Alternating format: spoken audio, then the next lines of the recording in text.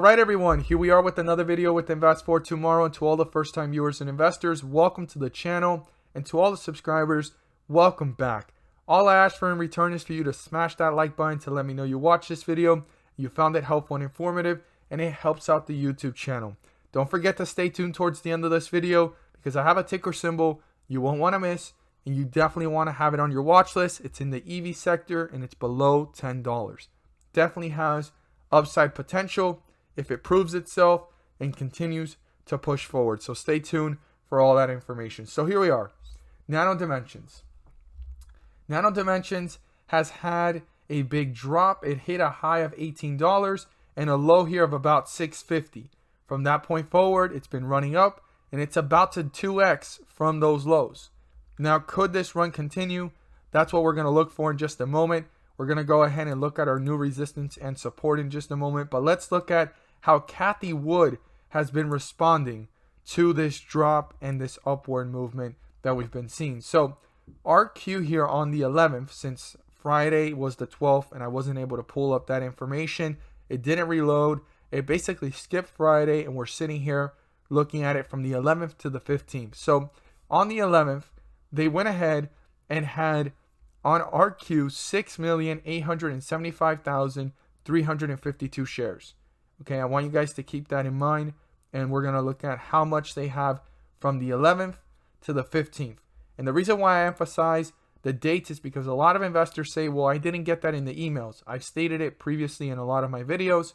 You won't see it in the emails because this is sometimes happening pre-market and post-market.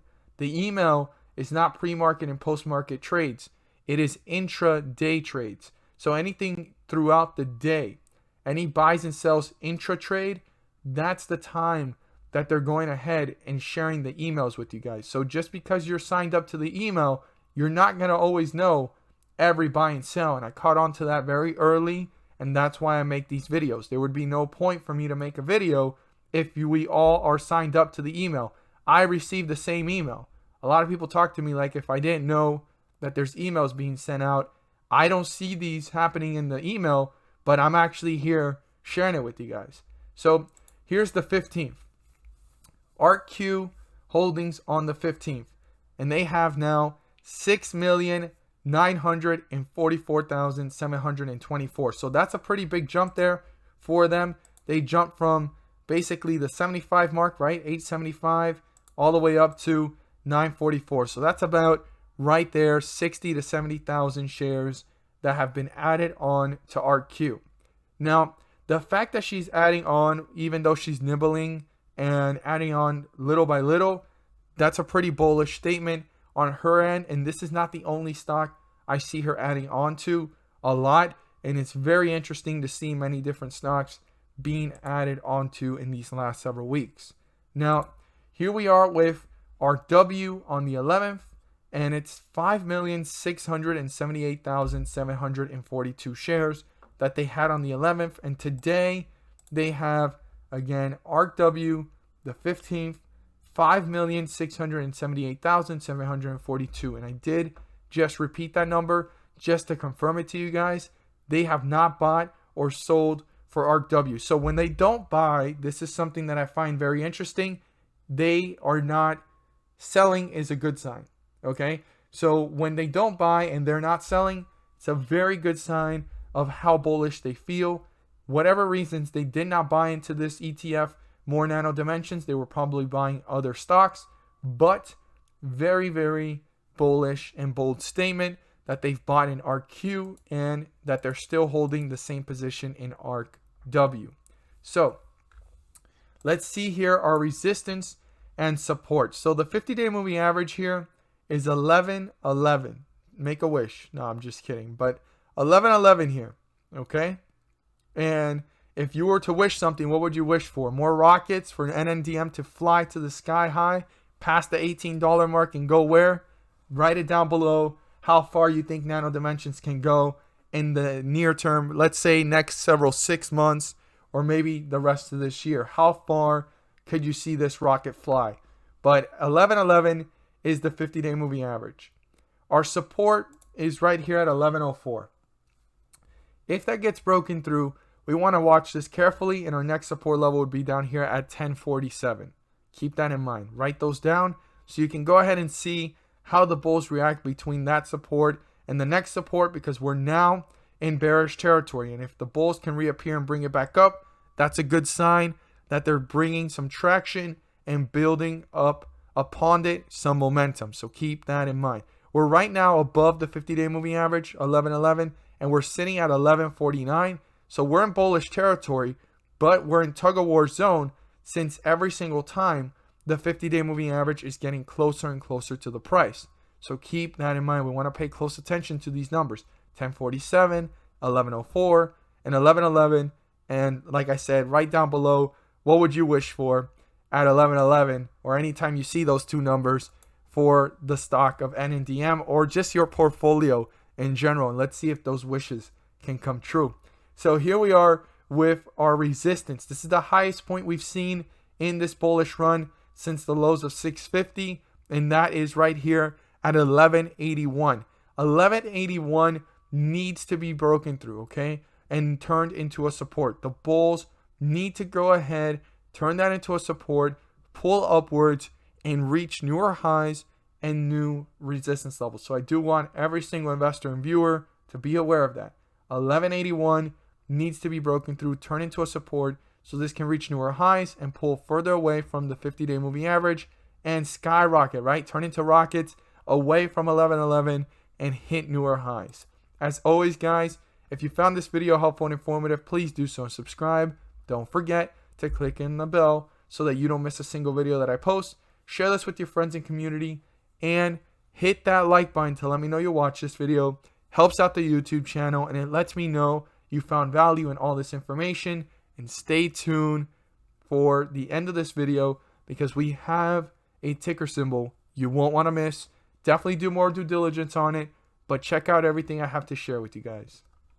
Alright everyone, here we are with another video with Invest for Tomorrow. To all the first time viewers and investors, welcome to the channel, and to all the subscribers, welcome back. All I ask for in return is for you guys to smash that like button to let me know you watch this video. Share it with a friend if you find it helpful and informative, and to stay tuned towards the end of this video, because we have another ticker symbol to talk about, and a lot of analysis ratings are looking pretty good, and articles are even stating that it's going to be the stock of the decade. So if you don't have the stock of the decade on your watch list, you definitely want to stay tuned on in for that information, and I hope you guys find it helpful and informative and interesting. That ticker symbol is going to be pretty revolutionizing in its sector and so forth. But let's talk more about what we want to look at here.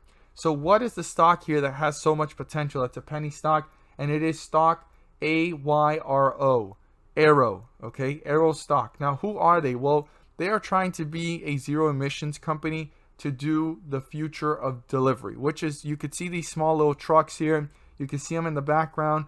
They're trying to be more in like the golf courses, like the hospitality, and then also doing like little food trucks and stuff like that, shaping the whole entire industry of delivering small packages or anything like that locally, probably is what I'm trying to see here.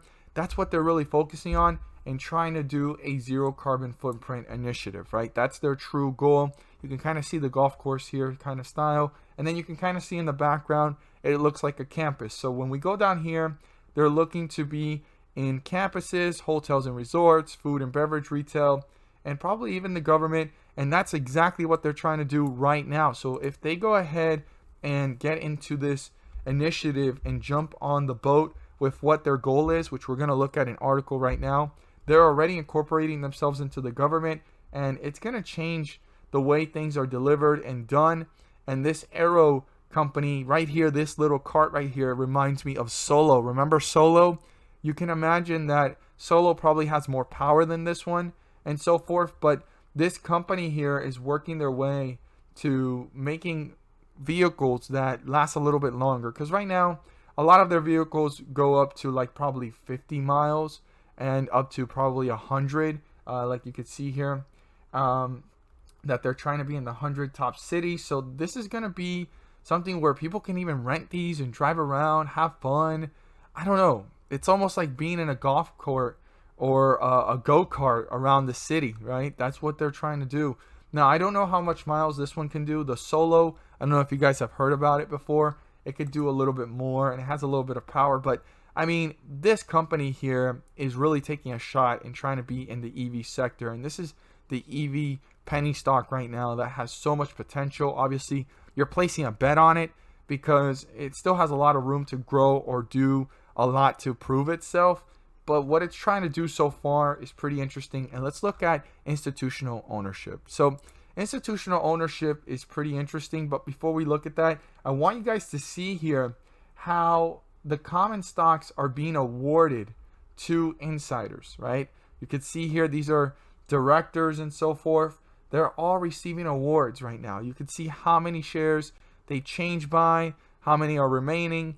Very interesting that they're all being awarded since the middle of last year and throughout the past as well. But since the middle of last year all the way till now, you could see a lot of these awards going on in October, December, and then right now in February, a lot of them have been awarded. So they're being granted shares. They're being paid by shares. So there's some reason behind this. It's to motivate those directors, those workers, to keep on pushing forward, grow the company, and also be rewarded through shares. That's the whole point of that, right? It's going ahead and doing that. So let's go ahead and look at institutional ownership.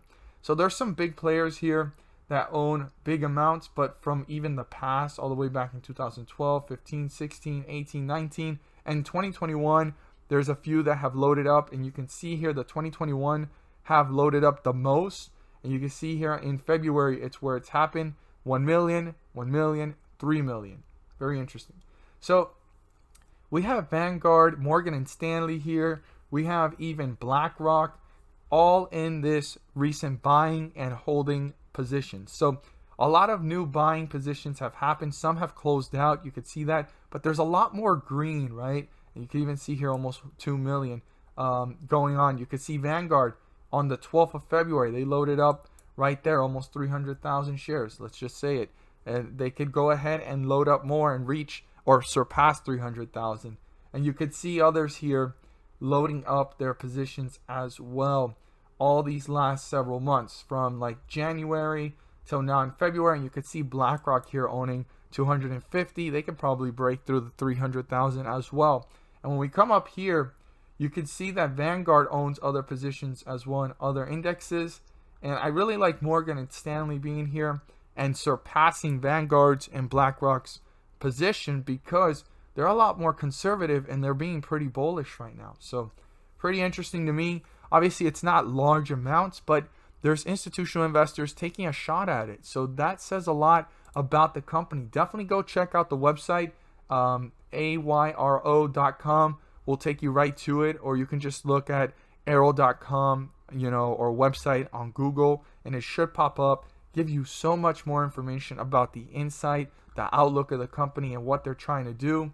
And I mean, I could see people even purchasing these little guys here that we were looking at that looked like the Solo car for, just driving around the city close by and not really doing a lot of emissions or going really far. And it's a small charging amount of capability to get that full charge probably, since it's such a small cart, and it'll probably drive you a few distances here and there.